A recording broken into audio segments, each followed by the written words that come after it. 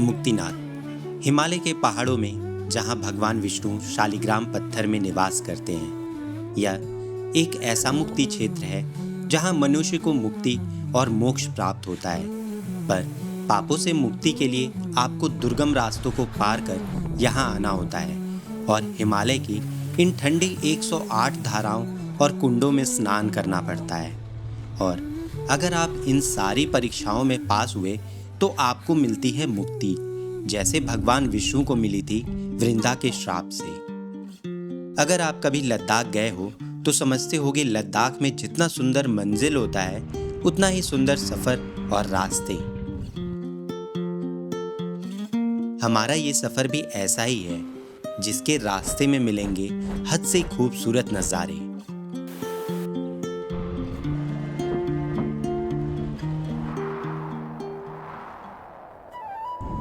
अगर आप हवाई जहाज की जगह सड़क मार्ग से मुक्तिनाथ जाना चाहते हो तो सबसे पहले आपको आना होगा किसी ऐसे शहर जो नेपाल की सीमा के करीब हो। हमने ये सफ़र गोरखपुर से शुरू किया। सुबह के 5 बज रहे हैं, सूरज और हम सफ़र पर निकल पड़े हैं। कोशिश है गर्मी बढ़ने से पहले हम पहाड़ों में एंटर कर जाएं, पर रास्ते में सागवन के इस बड़े से जंगल ने हमारा रास्ता रोक लिया। जो शीतलता पहाड़ों में पहुंचकर मिलनी थी, उसकी शुरुआत सिर्फ 40 किलोमीटर बाइक चलाकर ही मिलने लगी है। गूगल करने पर पता चला गोरखपुर के करीब ऐसे 4 बड़े जंगल मौजूद हैं। किसी बड़े शहर के करीब ऐसे प्राकृतिक ऑक्सीजन प्लांट या एयर प्यूरिफायर का होना उस शहर के लिए वरदान ही है।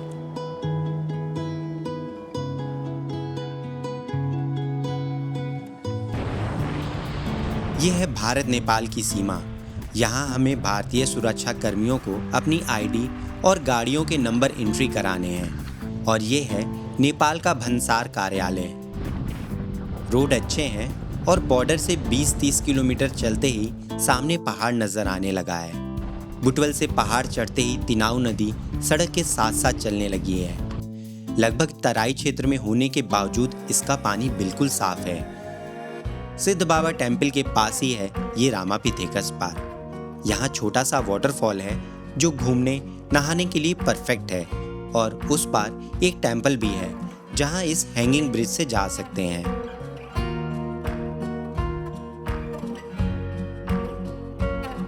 दिन चढ़ने के साथ गर्मी बढ़ने लगी है, पर क्योंकि समय के साथ हम पहाड़ों में अंदर की ओर बढ़ते जा रहे हैं, इसलिए सफ़र अभी सुहाना बना हुआ है। सड़क भी अच्छी है, सो राइड करने में भी मज़ा आ रहा है। यह है मेरे दोस्त आमिर और रुचिर, और ये हमारा चौथा ब्रेक है। धूप खिली हुई है, टेम्परेचर अभी 32 डिग्री के आसपास है। ये हूँ मैं। आज हमें पोखरा तक ही जाना है और दिन भर बाइक चलाने की हैबिट पीछे छूट गई है। कैमरा बैग भी काफ़ी हैवी है, सो हर 40-50 किलोमीटर पर ब्रेक ले रहे हैं और आराम से सफ़र को एंजॉय करते हुए आगे बढ़ रहे हैं। एक्चुअली काफ़ी दिनों के बाद राइड पर निकले हैं। काम की भी आज कोई टेंशन नहीं है, ट्रैफिक भी कम है और दाएं बाएं मुड़ते हरे भरे रास्ते राइडिंग के रोमांच का दुगना मज़ा दिला रहे हैं। यहाँ के घरों का आर्किटेक्चर या फिर पेंटिंग स्टाइल अद्भुत है। कुछ तो ऐसे विलेज या टाउन देखने को मिल रहे हैं जिन्हें देखकर दिल कर रहा है यहीं रुक जाऊं।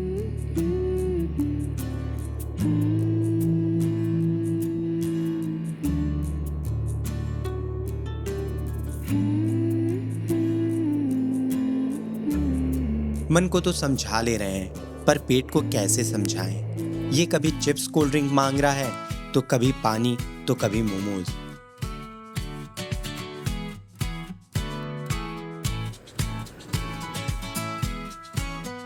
पोखरा सुनौली से लगभग 190 किलोमीटर दूर है। 6-7 घंटे का सफ़र है और रास्ते में बुटवल, पाल्पा, तानसेन, गालियांग और कई ऐसे स्पॉट्स हैं जहां आप घूमने जा सकते हैं।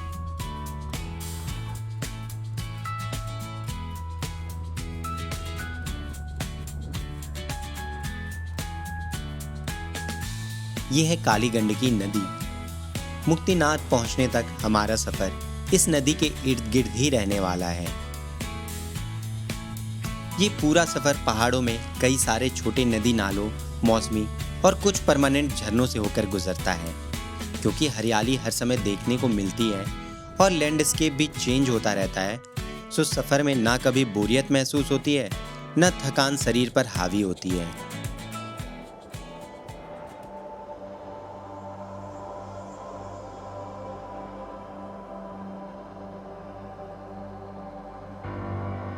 लॉन्ग ब्रेक लेने के लिए मुझे पाल्पा के बाद ये स्पॉट बहुत पसंद आया।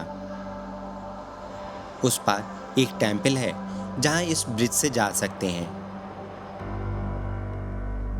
नेपाल में ऐसे ब्रिज अत्यधिक संख्या में देखने को मिलते हैं और ये गांवों को जोड़ने में मुख्य भूमिका निभाते हैं।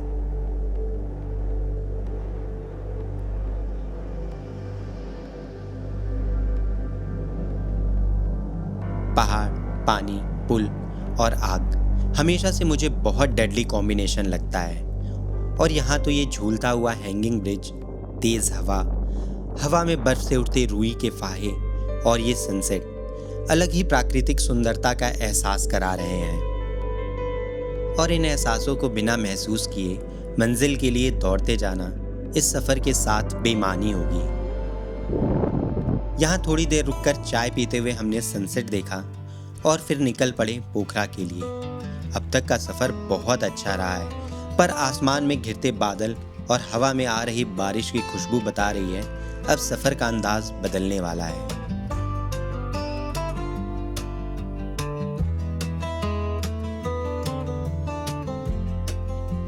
यह है नेपाल हाउस मार्टिन। नेपाल में इन्हें गुड लक बर्ड्स के नाम से भी जाना जाता है।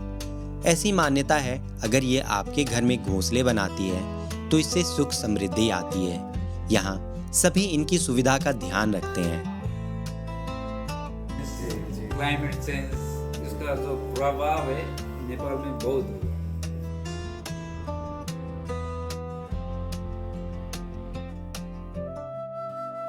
आज हमारी सुबह इन गुड लक बर्ड्स की चहचहाट के साथ ही हुई है।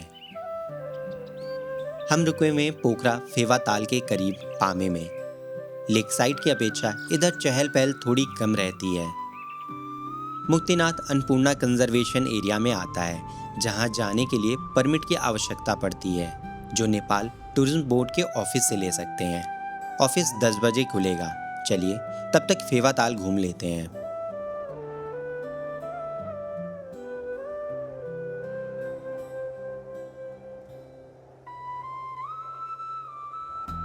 पोखरा काठमांडू के बाद नेपाल का दूसरा सबसे बड़ा शहर है और इसे नेपाल का टूरिज्म कैपिटल भी बोला जाता है। इस क्षेत्र में छोटे बड़े 9 ताल हैं, अनेक दार्शनिक स्थल हैं, कई माउंटेन ट्रेल्स की शुरुआत यहाँ से होती है और paragliding, bungee jumping, zip line जैसे अनेक एडवेंचर स्पोर्ट्स यहाँ उपलब्ध हैं। पोखरा में इंटरनेशनल और डोमेस्टिक एयरपोर्ट भी है, जहाँ ठीक ठाक उड़ानें आती जाती हैं। पर मुझे जो चीज़ सुबह सुबह सबसे ज़्यादा अच्छी लगती है वो है फेवा ताल के किनारे चुपचाप बैठकर यहाँ की प्राकृतिक सुंदरता को एब्जॉर्ब करना।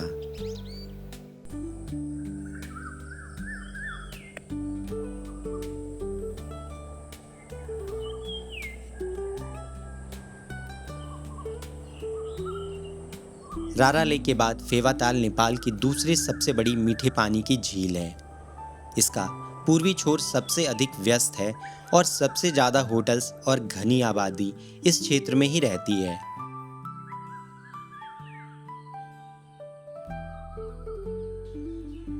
दो 2434 फीट की ऊंचाई पर स्थित ये झील 5.7 स्क्वायर किलोमीटर में फैली है और इसके किनारों पर अनेक मंदिर और पर्यटक स्थल बनाए गए हैं।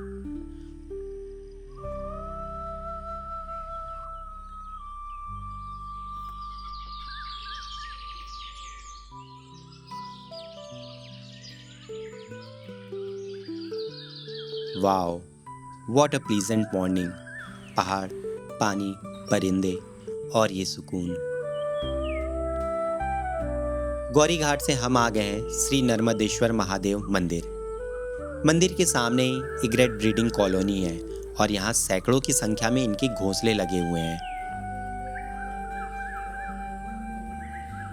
चलिए अब नेपाल टूरिज्म बोर्ड से परमिट लेकर आज का सफ़र शुरू करते हैं।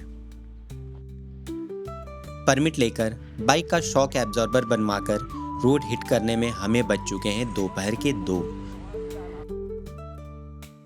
और आज तो सफ़र की शुरुआत ही घने काले बादलों की चादर तले ही हो रही है। मुश्किल से 20 किलोमीटर ही चले हैं कि खराब मौसम ने रुकने पर मजबूर कर दिया है। और आज फिर लंच में हम मोमोज ही खा रहे हैं। 4 बजे सफ़र दोबारा शुरू हुआ और पहाड़ों में पहुंचते ही सड़क के दोनों ओर भारी मात्रा में ओले देखने को मिल रहे हैं। अभी टेम्परेचर भी बहुत नीचे जा चुका है। बरसात के मौसम में ऐसे नज़ारे हो गए हैं मानो सर्दियों में स्नोफॉल हो रखी हो। दोस्तों, पोखरा से Annapurna range aerial linear distance में सिर्फ 28 किलोमीटर दूर है। इस क्षेत्र में एल्टीट्यूड बहुत तेज़ी से गेन होता है। यहाँ मौसम बहुत अनप्रिडिक्टेबल रहता है। यहाँ हमेशा तैयारी करके ही आएं।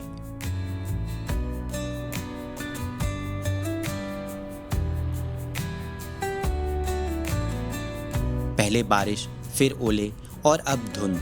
आज लग रहा है कुछ भी देखने को बाकी नहीं रहेगा। 5:30 बजने वाले हैं और हम पहुंचने वाले हैं बागलुंग।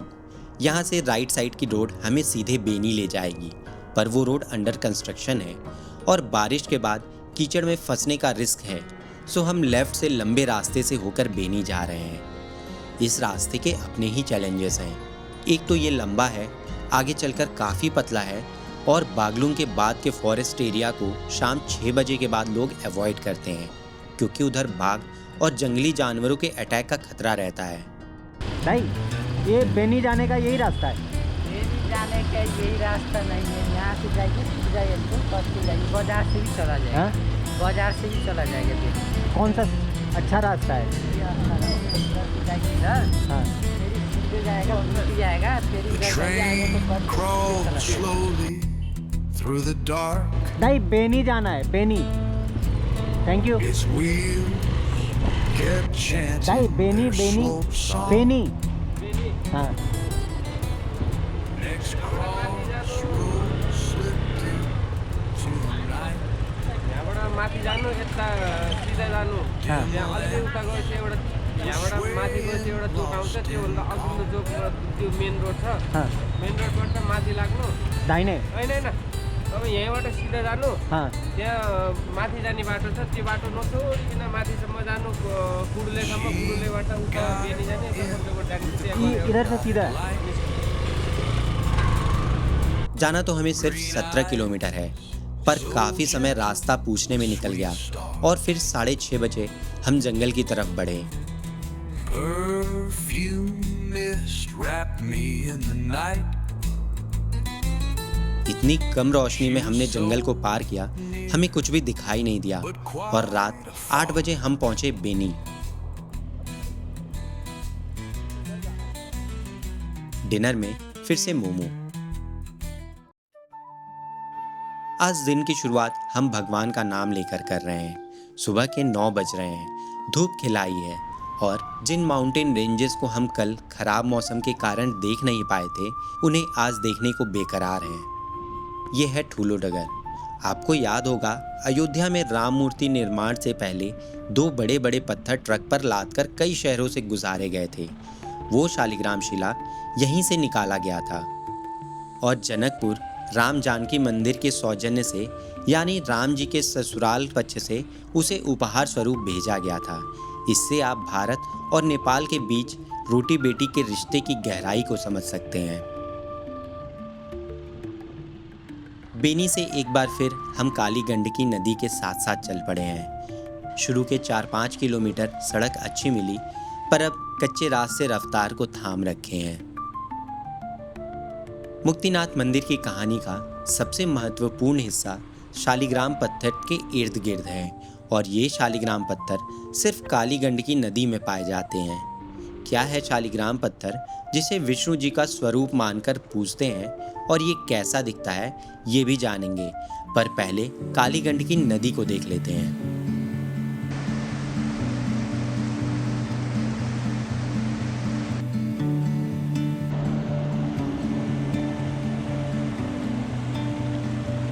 शायद आपको जानकर हैरानी हो, काली गंडकी नदी हिमालय से भी ज़्यादा पुरानी है। हजारों साल पहले ये तिब्बत प्लेटू से बहती रही, फिर अर्थ क्रस्ट के टकराने से पहाड़ ऊंचे उठते चले गए, हिमालय की श्रृंखला बनी और उसके साथ काली गंडकी ने दुनिया का सबसे गहरा गॉर्ज बना लिया, धौलागिरी और अन्नपूर्णा के बीच, जिसे सीथी गॉर्ज के नाम से जानते हैं।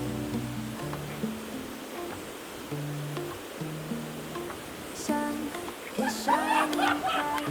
Pack your bags, let's go. Feel the summer light. Chasing dreams, you know. Waves are calling now. Sand beneath our feet. नदियों का भी कैसा स्वभाव है, खुद निरंतर बहती रहती है और इसके किनारों पर आकर हम ठहर जाते हैं।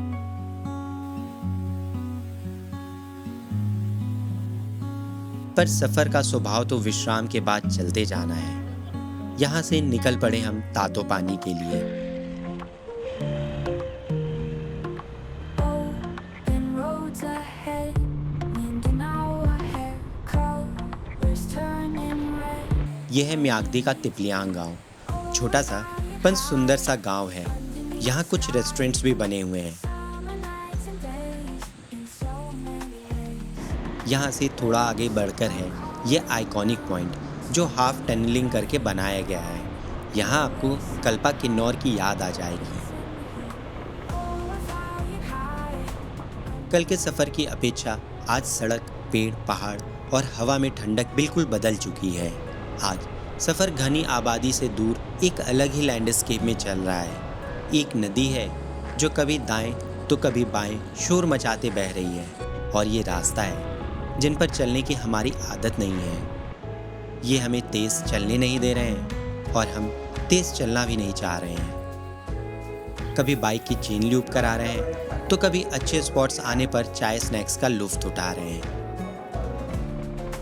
इन रास्तों पर चलकर लग रहा है कभी उत्तराखंड की निचली पहाड़ियों में चल रहा हूँ, तो कभी हिमाचल वाली फीलिंग आ रही है, तो कभी लग रहा है किलरचे किश्तवाड़ जा रहा हूँ। Oh, we're flying high underneath the sky. Summer nights and days in so many ways.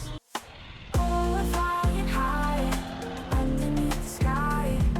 Summer nights and days in so many ways. Laugh until we fall.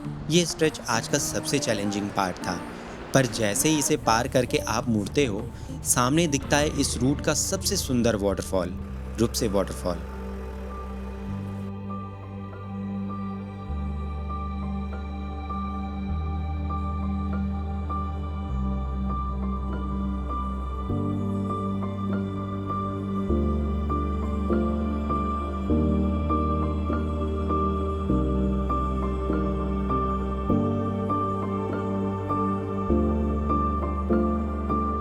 रूपसे वाटरफॉल पोखरा से लगभग 110 किलोमीटर दूर है और बेनी से 15 किलोमीटर। इस झरने की ऊंचाई लगभग 1000 फीट है। कहते हैं इसका पानी धौलागिरी से पिघली बर्फ से आता है। पानी की इन बूंदों को अपनी आखिरी मंजिल पता है। एक दिन अंत में इन्हें सागर में मिल जाना है, पर इस दरमियान ये कभी पिघलती है, झरना बनकर पहाड़ों से उतरती है, दरिया बनकर गरजती है, तो कभी काशी में घाटों पर पाप धुलती है। हमारा जीवन भी ऐसा ही है। अंत मंजिल सबको पता है और वहां तक पहुंचने का सफर ही जीवन है। मंजिल तो अंत में सबको मिल जानी है, बस हमें तय ये करना है कि इस सफर को हमें क्या करते हुए पूरा करना है।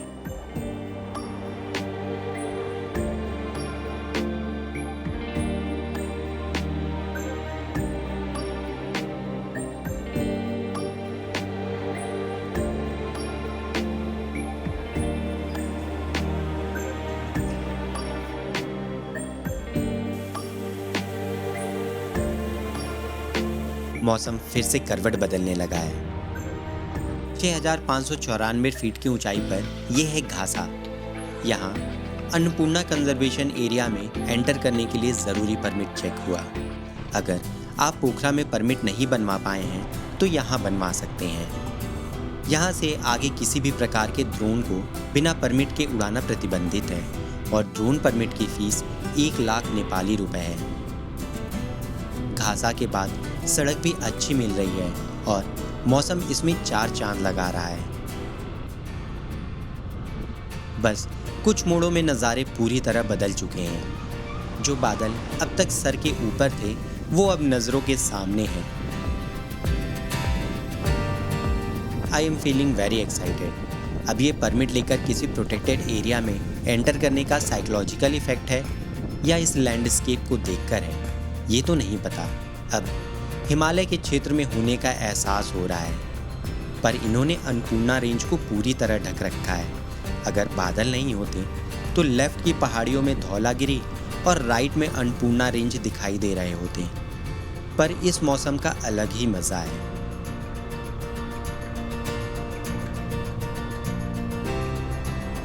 वैसे हम पहुंच चुके हैं लेते विलेज। कितना साफ सुथरा और सुंदर है ये। वाओ, लग ही नहीं रहा मैं नेपाल में हूँ।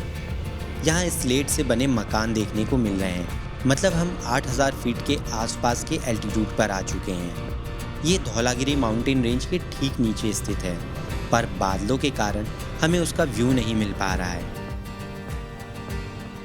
पता नहीं ये ओवरकास्ट वेदर के कारण है या नहीं, पर नदी यहाँ काली नज़र आ रही है, जो इसके नाम के तर्क संगत है। Sitting on a dusty shelf, I'm here, pieces turned and twisted round. इस रीजन में कहीं तो रोड बहुत अच्छे हैं, पर कहीं कहीं कच्ची सड़क मौजूद है, पर मज़ा दोनों में ही आ रहा है। कच्ची सड़क पर रॉ नेचर वाली फीलिंग है, तो पक्की सड़क पर ड्रीम लॉन्ग ड्राइव वाली। Is this how I'm meant to be? Solve me. आपने हिल्स हैव आइज मूवी देखी है? यह है स्काई केव्स ऑफ नेपाल। काफ़ी रोचक है ये। मुक्तिनाथ पहुंचकर इनके बारे में डिटेल से बताता हूँ। हम पहुंच गए हैं कुबांग। ये भी धौलागिरी की तलहटी में बसा एक गांव है। हल्की बारिश के बाद अब यहाँ टेम्परेचर काफ़ी नीचे आ चुका है। सुबह से हमने कुछ खाया पिया नहीं है, सो हम यहाँ लंच के लिए रुक गए हैं। वैसे भी नेपाल में बारिश के बीच अगर आपने रुककर ऑथेंटिक मोमो एंड थुपका नहीं खाया तो नेपाल को क्या जान पाओगे। यहाँ से थोड़ी दूर आगे रोड कंस्ट्रक्शन की वजह से हमें डाइवर्जन लेना पड़ा है और अब हम काली गंडकी की बेहद करीब इन रास्तों पर चल रहे हैं।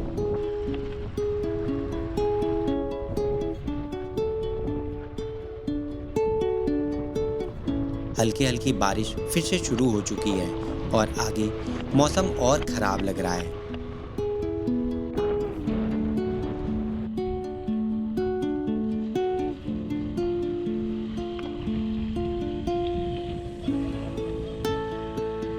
रोड पर वापस आते ही हमें कुछ बच्चे मिले जो बता रहे हैं यही शालिग्राम शिला है और उन्होंने इसे नदी से निकाला है।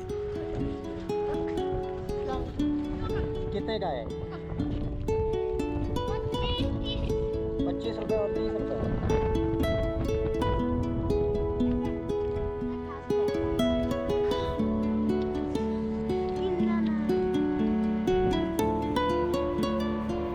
हम पहुंच गए हैं मारफा और ये है मारफा की एप्पल ऑर्चिड।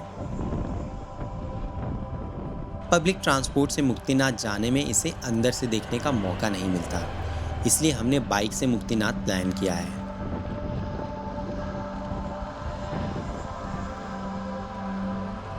अब आप देखिए मारफा और बताइए मुक्तिनाथ की ट्रिप में क्या इसे स्किप करना अफोर्ड किया जा सकता है? क्या आपने पहले कभी इतना सुंदर कोई विलेज देखा है?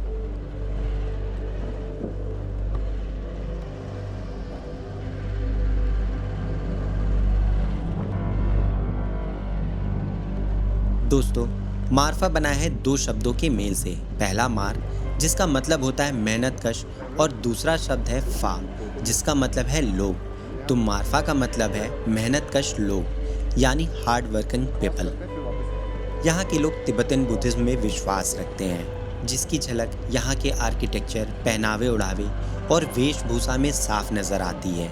मारफा अपने Apple products and by products के लिए भी काफ़ी प्रसिद्ध है और यहाँ की एप्पल ब्रांडें भी नेपाल में एक उत्कृष्ट दर्जा रखती है। 2650 मीटर की ऊंचाई पर बसा मारफा मशहूर अन्नपूर्णा सर्किट के दौरान नाइट स्टे के लिए भी उपयुक्त स्थान है। यहाँ दोनों तरफ ऐसे गेट बने हुए हैं और एंटर करते ही आपको तिब्बतन कल्चर का एहसास होने लगेगा। पर जो चीज़ सबसे अनोखी है यहाँ, वो है यहाँ का आर्किटेक्चर और सभी छतों पर रखे ये लकड़ी के भंडार। पूरे विलेज में एक भी ऐसा घर नहीं दिखा जिसकी छत पर बल्लियां ना रखी हुई हों। पूछने पर पता चला ये किसी भी घर की संपन्नता का प्रतीक है। जितना बड़ा स्टॉक उतनी बड़ी घर की हैसियत। एक और चीज़ जो मुझे बहुत रोचक लगी है वो है इन मकानों के खिड़की, चौखट, दरवाजे। यहाँ भी लकड़ी पर नक्काशी का उत्कृष्ट प्रदर्शन देखने को मिलता है। यहाँ ठंडी सतह से बचने के लिए कई जगह याक की खाल का प्रयोग होते हुए भी दिखा और कुछ जगह तो याक का सर और सींगें भी दीवारों पर लगी हुई दिख रही है। मैं इसका पर्पस तो नहीं जानता, पर यह बिल्कुल अलग सभ्यता है।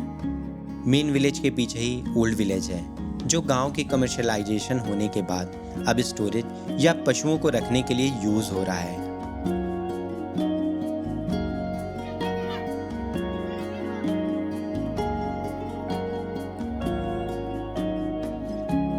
यहीं से धौलागिरी बेस कैंप ट्रैक की शुरुआत होती है। इसके साथ ही है मारफा की मॉनेस्ट्री, जो एक मस्ट विजिट स्पॉट है। इसकी टॉप से पूरे मारफा का व्यू मिलता है।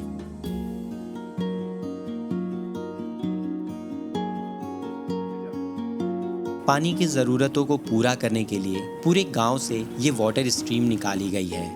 मारफा लोकली प्रोड्यूस्ड कपड़ों, एप्पल विनेगर, जैम, जूस आदि उत्पादों को खरीदने के लिए भी उपयुक्त स्थान है। दिन ढलने को है, रात में इन सड़कों पर चलना आसान नहीं होगा, सो चलिए जॉमसम के लिए निकलते हैं।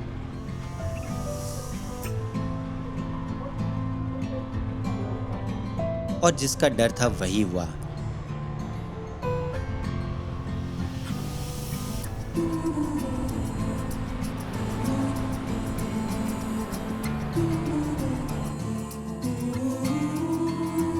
PM के अराउंड हम जॉमसम पहुंचे हैं। मैंने सोचा नहीं था ये इतना डेवलप्ड होगा और यहाँ रुकने के लिए इतनी अच्छी प्रॉपर्टीज उपलब्ध होंगी।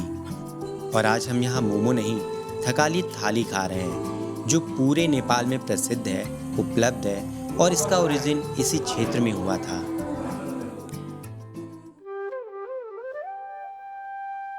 फाइनली आज चौथे दिन हमें वो देखने को मिल रहा है जिसको हम 2 दिन से बादलों के कारण देख नहीं पा रहे थे, और वो है ये ग्रेट हिमालयन रेंज। जॉमसन धौलागिरी और नीलगिरी के बीच समुद्र तल से 8,900 फीट की ऊंचाई पर स्थित है। ये जिला मुख्यालय है और यहाँ थकाली कम्युनिटी के लोग रहते हैं। यहाँ रोड के साथ ही यहाँ का एयरपोर्ट भी है, जो इस क्षेत्र को पोखरा से हवाई मार्ग से जोड़ता है, जो कम समय में मुस्तांग या मुक्तिनाथ पहुंचने का एक अच्छा विकल्प है। हिमालय क्षेत्र में बहने वाली तेज हवाओं से बचने के लिए लद्दाख की तरह यहाँ भी सभी जहाज सुबह के समय ही आते जाते हैं।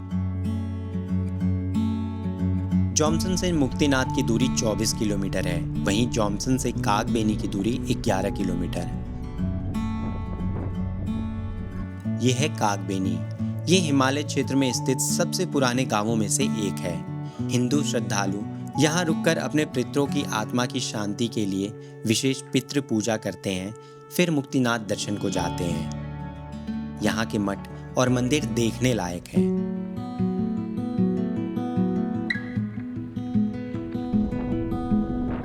अब हम बहुत तेजी से एल्टीट्यूड गेन कर रहे हैं।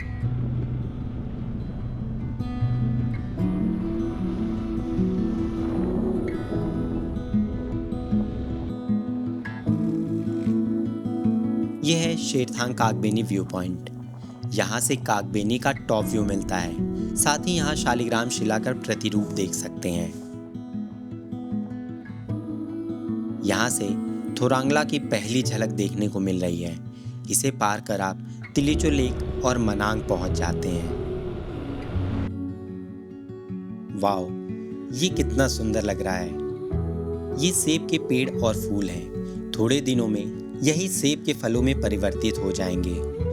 मेरे मिनिस्ट्री ऑफ टेक्सटाइल्स डेज में काम करने के 15 साल बाद आज मैं प्योर हथकरघा देख रहा हूँ। इस पे स्टॉल्स बनाए जा रहे हैं। ये पूरा क्षेत्र मुस्तांग जिला में आता है, जो एक ट्रांस हिमालयन क्षेत्र है। मुक्तिनाथ मंदिर के करीब होने के कारण इसे मुक्ति क्षेत्र के नाम से भी जाना जाता है।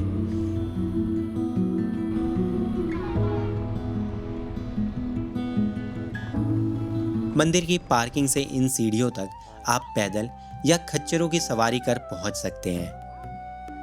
यहाँ से मंदिर तक की दूरी पैदल ही तय करनी होती है और आप जैसे ही कुछ सीढ़ियाँ चढ़ते हैं, आपको वैली का सुंदर व्यू दिखने लगता है।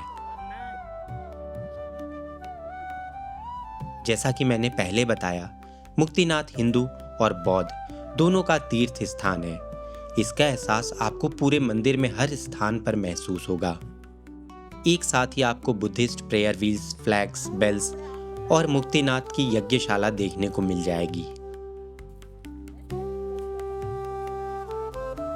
मंदिर की घंटियों के बीच यहाँ भारतीय सेना के प्रथम CDS यानी चीफ ऑफ डिफेंस स्टाफ स्वर्गीय जनरल विपिन रावत जी को समर्पित एक बेल लगा हुआ है। शायद ये सम्मान नेपाल के गोरखा रेजिमेंट द्वारा दिया गया होगा।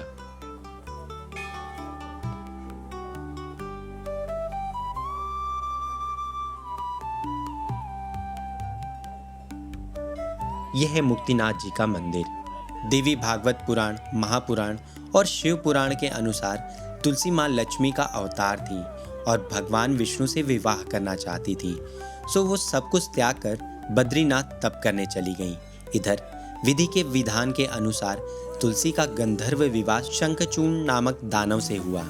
शंखचूड़ा पिछले जन्म में कृष्ण के परम मित्र सुदामा थे, जिन्हें राधा ने अगले जन्म में दानव होने का श्राप दिया था। शंखचूड़ा तब से विष्णु कवच प्राप्त कर अजेय हो गया था। शंखचूड़ा के नेतृत्व में दानव ने देवताओं को परास्त कर स्वर्ग से बाहर कर दिया था। पराजय के बाद देवता विष्णु जी के पास निदान के लिए गए।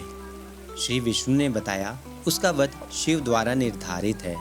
फिर शिव जी ने दानवों के विरुद्ध युद्ध छेड़ दिया, पर विष्णु कवच और तुलसी के सतीत्व शंखचूड़ा के वध में बाधा बन रहे थे।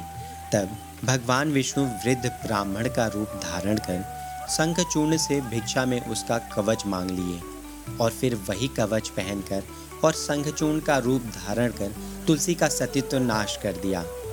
शिव ने शंखचूर्ण का वध कर उसे राधा के श्राप से मुक्ति दिलाई। इधर तुलसी विष्णु जी को पहचान गई और अपने ही भक्त के मृत्यु का कारण बनने पर उन्हें भावनाहीन मानते हुए पत्थर बनने का श्राप दे दिया। फिर विष्णु जी ने उन्हें समझाया, ये इनके द्वारा पूर्व में विष्णु जी को पति के रूप में प्राप्त करने के लिए की गई तपस्या का ही परिणाम है और इस शरीर को त्यागने के बाद वो पुनः उनकी पत्नी के रूप में विद्यमान हो जाएंगी। माता ने तुलसी का शरीर त्याग दिया। त्यागे हुए शरीर से गंडकी नदी बनी, बाल से तुलसी के पौधे और श्रापित विष्णु विशाल चट्टान बन गए। गंडकी नदी में वज्र जैसे दांतों वाले कीड़े ने उनके शरीर पर बहुत सारे निशान बनाए। इससे जो टुकड़े नदी में आकर गिरे उन्हें शालिग्राम पत्थर के रूप में जाना गया। मुक्तिनाथ हिंदुओं के 108 दिव्य देशों में से एक है और इकलौता है जो भारत देश से बाहर है। दर्शन से पहले दर्शनार्थी इन 108 धाराओं में स्नान करते हैं, जिन्हें मुक्ति धारा के नाम से जाना जाता है।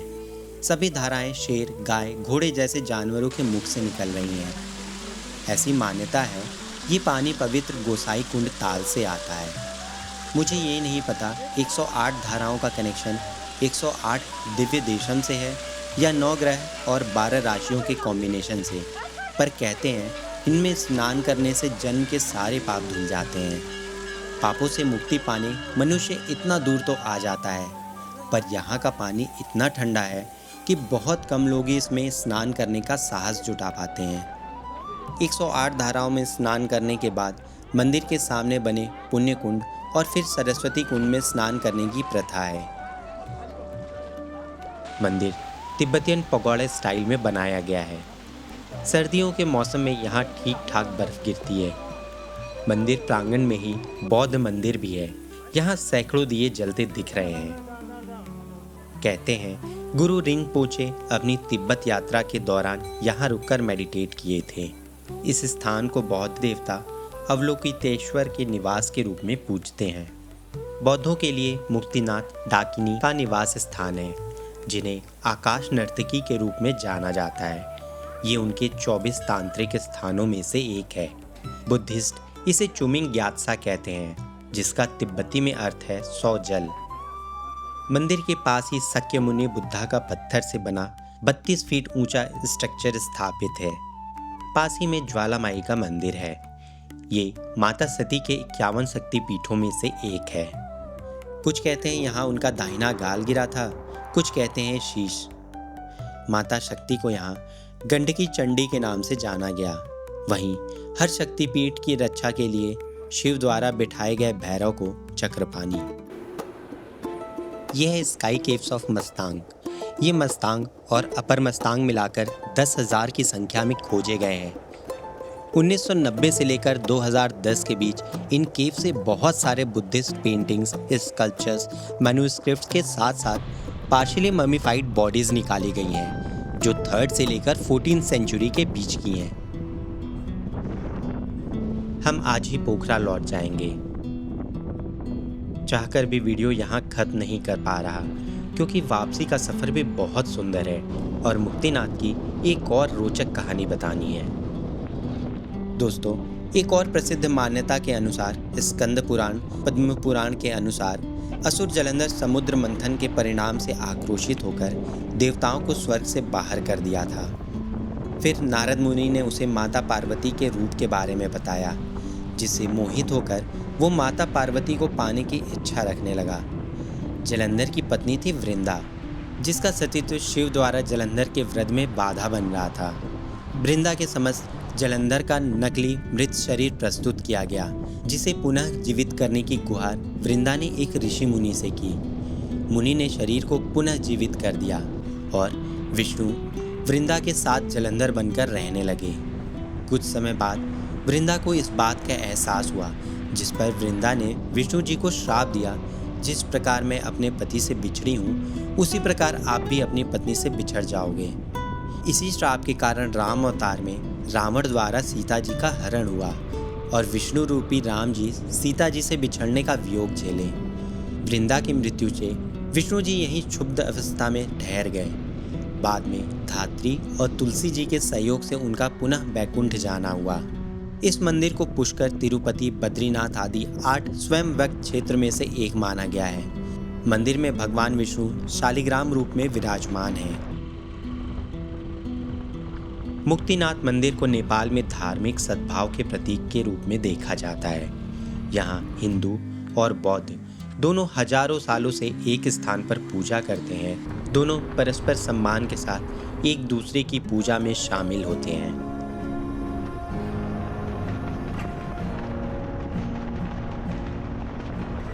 दोस्तों, मुक्तिनाथ के सफ़र की सबसे खास बात यह है कि सिर्फ 500 किलोमीटर की बाइक राइड में नदी, झरने, हरे पहाड़, भूरे पहाड़, बर्फ से लदे पहाड़, गांव, शहर, तिब्बतियन और modern culture, black top road, of road, regular and offbeat destination, इस राइड में सब कुछ कंट्रास्ट के साथ बस 500 किलोमीटर की राइड में देखने को मिल जाता है। इस पूरे सफ़र में ज़्यादातर हम घनी आबादी से दूर लीस्ट कमर्शलाइज्ड एरिया में ट्रैवल कर रहे होते हैं। ऐसे में प्रकृति को उसके प्योर फॉर्म में देखने का मौका मिल जाता है।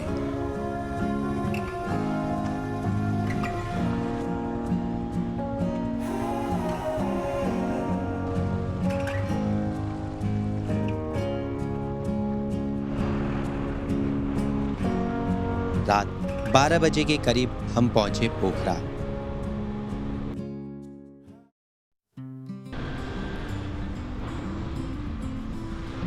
आज आखिरी दिन है हमारे सफ़र का। पोखरा से हम सुबह बिना ब्रेकफास्ट किए निकल पड़े थे। सो यहाँ लंच ऑर्डर करके इन नज़ारों का लुत्फ़ उठा रहे हैं। इस पेड़ से हवा के साथ उड़ता कॉटन, ऐसा लग रहा है मानो पहाड़ों में स्नोफ्लेक्स उड़ रहे हों। Lovers with whispers so sweet, and the drifters with nowhere to rest their feet. Oh, I'm just a street light shining through the dark, a witness to the stories where the night leaves its mark. इसके बाद जो जगह मुझे सबसे अच्छी लगी वो है वालिंग।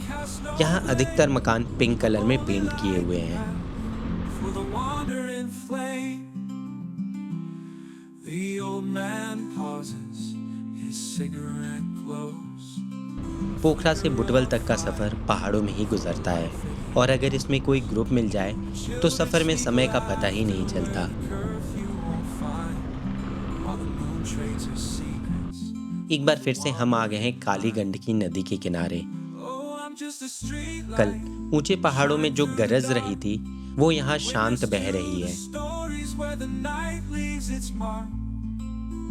I hold no judgment. Traffic भी इस समय बहुत कम है, सो हर तरफ सुकून और शांति का एहसास हो रहा है।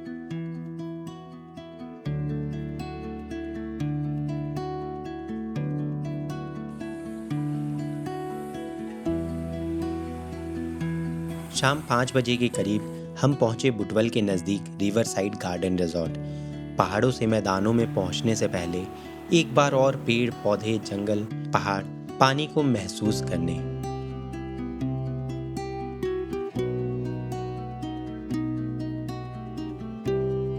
गोरखपुर के करीब पहाड़ों में ये मेरा फेवरेट स्पॉट है।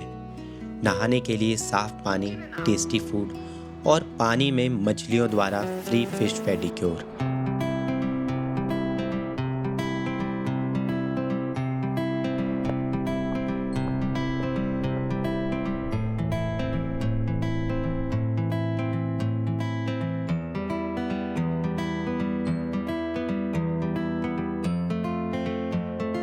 दिल नहीं कर रहा पहाड़ों से निकलकर वापस शहरों में जाने का, सो यहीं समय को टाले जा रहे हैं।